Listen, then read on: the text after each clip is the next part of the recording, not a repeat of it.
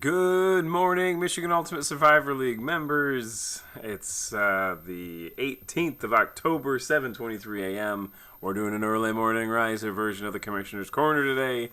Felt kind of bad putting the last couple out like the day before the week main action, so we're up early, up and at 'em. I don't have coffee, but I do have my trusty Kroger seltzer water. Doesn't really wake you up, but it gargles the throat, so it'll get you going. Anyway. So, you may occasionally see people walking in the background, whatever. So, let's talk about this last week. There were major games. I mean, probably the biggest regular season week we've had in a long time. There's just stacks and stacks and stacks of important games with important results. And at the end of the day, only two survived to be undefeated halfway through the year. Who are those two teams? We'll find out here in a minute. As we get it going here, let's take a look here, and we're going to look at our schedule first of all. Looking at some of the games from last week that you may have been looking at. I just want to highlight a few of these things here because there were multiple games. Multiple games where people scored over 100 points and still lost the game.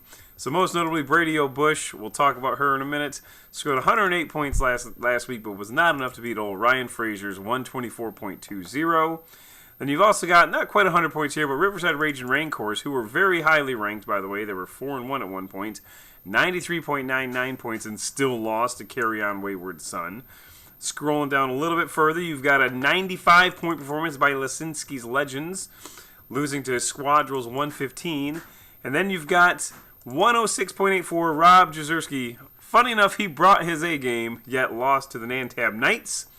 And then, as if that's not enough, look at this one. 110.48 points by 52 Shades of Clay. Not enough to win. Oh my God, I would be hanging myself. 136 points by Fly Eagles Fly, and the most impressive points performance of the week. That's a tongue twister. And normally you're like, okay, well, that's enough. Well, no, not close. Granny's Baloney Curtain scored 95 points and lost. Play with Mike Get to scored 99 points and lost. I mean, and Password is Taco scored 93 points and lost. What is happening here, folks? How are these people scoring these kind of points? And then, hold on, and then, as if that's not enough, you've got, what was that, 8 to 10 games I just mentioned where people scored 90 points plus and lost? You got lucky people like Rob Bradley. Yes, I said it. Rob Bradley's the Black Hole remains one of two undefeated teams, spoiler alert. And this week he scored how many points you say? How many points you say? How many points you say? Yes, that's right, 3 times. Like Beetlejuice up in this bitch. He's got some kind of voodoo magic because he scored 54 points and won. 54 points and won when you have 8 teams that scored 95 plus and lost. That's just the way the cookie crumbles, I suppose. So, yikes. Congratulations to Rob Bradley. We're going to find you out here in a minute. But here you go. So these are the standings here for, where we are, where we stand, I guess you could say, after 6 weeks. What's up? How are you doing over there? All right. All right. We only have 4 teams now, thanks, partially and thanks to myself for winning a game. We only have 4 teams that have 1 win now. And those teams are, do you know? Nope. Okay. Chiz Nasty, the bottom team, bottom of the barrel, 1-4, 1-5, 0-3, 377.2. Tough luck, friend. But you're not out. You're never out in this league. You can always win via random card. So don't give up yet. Are you making coffee? Yeah. All right. True Blue Wrecking Crew. What's going on here? This guy's historically a great owner. Sometimes you just don't do very well, I guess. Password is Taco. Same. He always does well. Sticks it in you. I honestly forget who that is. Who is that? Who sticks it in you over there? Do you know? Who sticks it in you, Cassandra? Oh, wait. All right. Sticks it in you. I'm sorry. It's early and I don't remember what's happening. Let's look. Sticks it in you. Derek Gregory. What? Formerly the artist known as Gregory Clegane. That was my name that I made him, so that's why I don't remember. Sticks it in you. Derek Gregory. He's 1-5, but at least he's 1-2 in conference, so he's sitting better ahead than everybody else. And then a couple of mammoth teams. They should be in a museum. A couple of mammoth teams that are 2-4. Brady O'Bush, Collector Kings, 2-4 so far. Brady O'Bush, now look at this. This is real talk here. Brady O'Bush right here, this guy right here, this girl. 2-4, 0-3. Do you know how many points they have? 527. Holy hell. She is the anti-Rob Bradley. 500, what is this? I've just been handed a very important news bulletin. Oh, my Comcast business bill's showing up. I like to do what Fred Sanford does. Put the bills back in the mailbox. All right, so, yeah, I'm sorry about that. But, yeah, Collector Kings 2-4, 490 points. Still not bad. And then, you know, we're keeping 9. Remember that number 527 as we get to the top 15 here, okay? People who were in the top 15 who lost last week. Old Papa's Players, see you later. Falls all the way down to number 25. Toon Squad, it falls from 13 to 23. Donkey Punchers got Donkey Punch from number 12 down to number 22. Riverside Raging Rancors, again, barely lost, but they lost nevertheless. Falls from number 9 to number 20. Steel City Sackers got sacked down to number 8 or 19 from number 8. Granny's Baloney Curtains, those floppy bastards, they went from number 6 to number 18. And those are your big fallers. Okay? Well, here we go. Top 15. Ready to go? Let's rock. Bring Back the Butt Fumble has finally, I believe finally, he may have been there earlier in the year, cracked back up into the number in the top 15. You know who that is, Cassandra? Bring Back the Butt Fumble. That, I believe, would be Tom Farmer. The one, the only Tom Farmer. I knew who that was. However, I will admit to not remember super original is, who is that? Who's super original? Let me know. Paul Smith. Paul W. Smith, the former WJR host. I like that shawl, by the way. It's very nice. Super original, 4-2, 2-1. They're separated by 7 points. We're moving up. FarmersOnly.com. You know who that is, right? No, it's incorrect. It's Matt Farmer, a.k.a. last year's winner. 4-2, 2-1, 501. He's breaking out the denim, folks. He's got 501 points.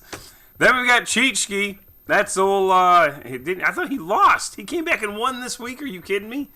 Cheechki, let me look at this. He was down big. He came back and won this week? That's one of the Harris kids. He did. He came back and upset and played with Mike Ditka, like I said. Play with Mike Ditka was almost a foregone conclusion he was going to win. He was beating the shit out of him. And then he ended up scoring 99 points and still lost. Unbelievable. Cheechki, with the win, moves into number 12. Front 7, Cody Cole, who I believe still owes me money, somehow. 4-2, 2-1, 527. I'm going to have to start locking out your roster until I get that cash, though. It was like 6 months ago. Tallywhackers, Josh Crampton. This is like a who's who. This is like almost like a Mount Rushmore of owners on this top 15 list, by the way. 2-1 in the conference. Vic in a box, straight off of, being restructured in the management and ownership role. Vic in a box, 4-2, 3-0 in conference, 483. This is why these guys get a bump, because of 3-0 in conference. Your mother likes my defense. Did you wake up page? 4-2, 3-0, 507. Uncle Rico up from number 10 to number 7. He's 4-2, 3-0. Melissa's Meatballs, fresh off the victory over who, Cassandra? That would be me. That would be her. 5-1, 2-1, 506. Play with Mike Ditka, who scored 99 points and lost this week. 5-1, 2-1, 518. Who are you talking to? The Great Squadrules facing a less than formidable challenge this week as he plays my team. 5-1, 3-0. That's big. 3-0 in conference. You hear that, Paige? She doesn't care. 543.23. And then we're in the top 3 now. Tenacious D. Another Crampton special. 5-1, 3-0. 560. And then I said there are 2 teams that are undefeated. The Black Hole up from number 3 up to number 2. 6-0. 3-0, obviously. 418. 418 points. And the guy's 6-0. Paige, can you believe it? She can believe it, apparently. I can't. All right. Wow. Now, let's keep that in mind. Remember that number, 418. And, of course, the number one team in the nation is, no big surprise, the Apache Chiefs. Fresh off their DNA test, they are proving that while old Miss Elizabeth Warren is 0.001% Comanche, the Apache Chiefs, Kale Seagrave is obviously 100% savage because he's 6-0, 3-0, and 546.59 points. So there's your top 15, ladies and gentlemen. But let's look at this. Let's look at this. Would you look at this? Brady O'Bush, again, 2-4, 527 points, right? You got that, right? You can actually do these cool things with Excel where you actually sort things. Yeah, that's what we do. We're going to sort by column H, and we're going to descend this. Brady O'Bush, technically ranked 55th in the nation based on status. Oh, that's right. 8th in points scored, and they're 2-4. In the meantime, okay, let's look for old Robbie B here. Robbie B, the black hole. I told you they were like mirror images of each other. 53rd in the nation based on points. And he's number 2 because he's 6-0. Can you believe it? I can't believe it. Oh my goodness. So let's do a quick look at the standings here, see where we're at in the conference breakdown. Here we go. Sounds like I'm going through puberty. Whatever. How's that coffee coming? Going good? Smells amazing. All right. So the Jeff Lebowski Conference, the Apache Chiefs obviously winning again, having a 2-game lead over Uncle Rico. 3-0 in conference, obviously. But now we look at, now we're going to have to start, and we're only halfway through the year, but you can start kind of seeing where things could be going. Not quite yet. Anything can still happen. We're only halfway through, but you look, 2-game lead there. Uncle Rico's 3-0 in conference. Tallywhackers and Carry On Wayward Son are 2-0 in conference, so that's really good. They're sitting pretty well. And then you've got Riverside Rage and Rancors 4-2 and 1-2. Then you got a couple 3-3 teams, a couple 2-4 teams, and then old Roger Brewer down there at 1-5, still with 457 points, which is still more than the black hole, but whatever. But you're number 1, 7-10 in the Lebowski Conference. Kirk Lazarus Conference, obviously much closer. You've got a 4-2 team leading that one there, which is Alan Harvey, fresh off of not being able to sell me a car because he wouldn't return my call, to being number 1 in the conference right now. So well done to you. He's a rookie owner, 4-2, 3-0. And then Super Original, again, Paul W. Smith, 4-2. But then there's a huge cluster of people. The worst team in this division is only 2 games out. True story. That's Collector Kings, Danny Lane squad. The Ron Burgundy Conference, Melissa's Meatballs, still distancing herself. She had a tough competition last week when my wife, who was at the time only 1 game back, now falls several games back, even though technically 2. But because of the tiebreaker and the division record, it was bad. That's why we say how important these games are in conference to win, because now not only have you lost, you've also lost the tiebreaker, and there's another loss in the division column. So it's devastating when you lose these games. What? Why are you punching things? Oh, hey. She's not punching the child, I promise. The old Spicoli Conference. Oh, man. This is going to be epic here in 2 weeks, potentially. The Black Hole, 6-0. Squadrils, 5-1. They play each other next week, I believe.